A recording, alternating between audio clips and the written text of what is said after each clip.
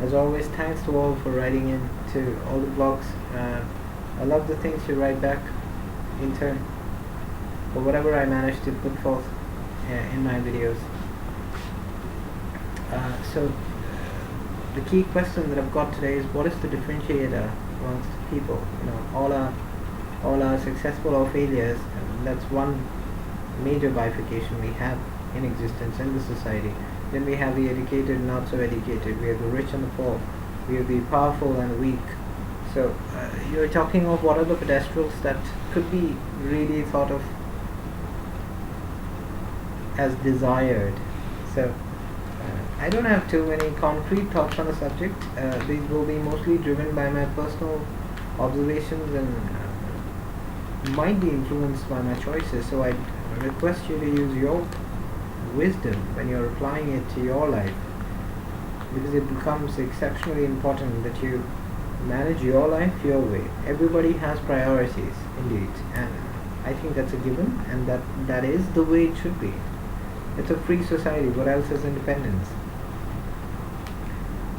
Number one, I think everybody needs to understand that growth is not always, not, and definitely not for everybody, what you acquire. For instance, I'm not very keen on saving a lot of money up. I'm not always very keen on getting the best things home. I'm very particular about things that I want to spend on, and usually I'm very easygoing with the things that I hold no interest in. Like for me, what matters is more of the quality of food at a restaurant than the ambience. And I don't find anything wrong with somebody who holds more interest in the ambience as such. It's just that when you look at it from my view, ambience doesn't count. It's the food that matters, because I hardly spend any time at that restaurant. I have my food, I get going. If I have a laptop with me, or I'm working with a document while I'm eating, then probably yes, it becomes important for a matter of seconds or minutes, but otherwise it just doesn't count. And in honesty, I don't really admire or understand people who care for things like ambience, the kind of crowd at that place. Of course, it should be legitimate people. You don't want to be surrounded by thugs when you're having food. So, but I'm fairly easygoing there. So A is your priorities. What matters to you. B, understanding of a few values. There is a difference between value and many other things in life. Values don't always change for a human being. Like personally, for me, a very clear line of sight is a very concrete value that people should have. It may not be such in many other people's books. No matter how honest you are, I think what matters beyond honesty is to have a clear line of thought. You will be, in my mind, how I look at it is, everyone is honest to somebody or the other. It's just that it may not match with the set parameters of good and bad in the society. You look at it, like if someone's even earning money by unlawful means, they are actually being honest to somebody in that picture. It's just that it is wrong, and considering it's against the law, but there is no arguing there. So values, that matters. They don't always grow or change with time. They stay consistent, and I call that character. So that is core. B, to understand that whatever you are is momentary. Whatever you are is momentary.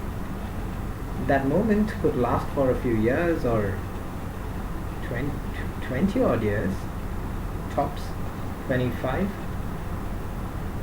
But there will be highs and lows through that moment of glory too. A, and B, I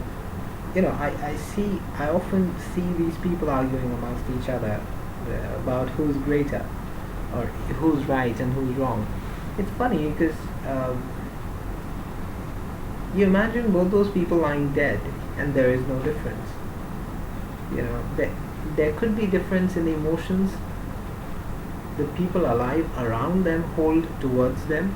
That could be different for different people, but as such, if you look at it objectively, there is no difference in two dead people because they don't talk.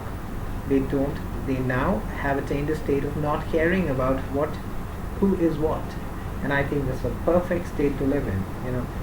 Very often our actions or our way of living gets largely influenced by who we are talking to or who we are dealing with, who we are with, and so on. And that incapacitates us, that disables us to be the true us.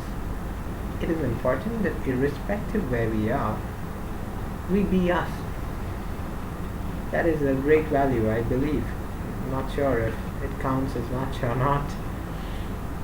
Number 3 is about being sensible. Now, it's a word that's very casually used these days, but I think sensibility lies in thinking through very clearly. Like I said, clear line of thought as one value. This is another value. There are people who are determined about things in life. They want to do something, no matter what goes wrong. Skies may be falling apart, but they will hold that plan concrete. And if that is the case with someone, even if that person doesn't make it, that journey consumes his life, and eventually it's about living your life. Even if it's in pursuit of your passionate goal, I think it's worth it, as worth as achieving it. But if you don't have something that you look up to with passion, that is a sad state to be in.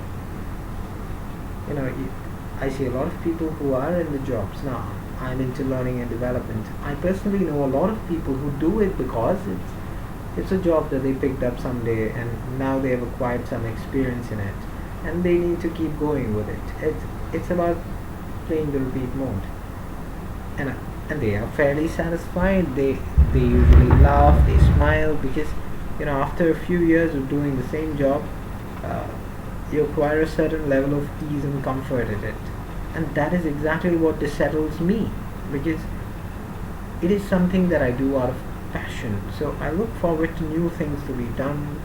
At times it does not comply with the organizational norms or does not help business, but I could see the long-term impact on people by attending that module that day, and that dissettles me. I think that dissettlement, that discontentment, that trying to achieve better is my passion for my trade. I've never cared about the cadre that I hold. I don't care about so much about promotions. Paycheck matters to me because I need to eat and live and exist in the material world. Yet only so much. It's never been centered around money. So I think these are some signs of identifying within yourself if you truly are passionate about what you do or not.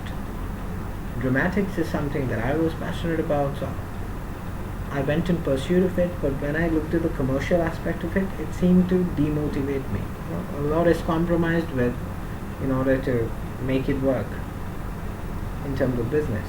So, and in my head, if you compromise it just loses its essence. I think these are the differentiators, and hope it helps. Many people might meet you in the walk of life who tell you that you can't be so particular, otherwise life won't work. I don't think so. Life works when you are particular about things. Otherwise something works and people choose to call it life. So it is your choice whether you want to live your way or listen to other heads. And no head around you is wrong. Everybody is right for their own life. That is where we go wrong. You cannot, purpose, it cannot be traded. Purpose is for each. To each his own. Thank you.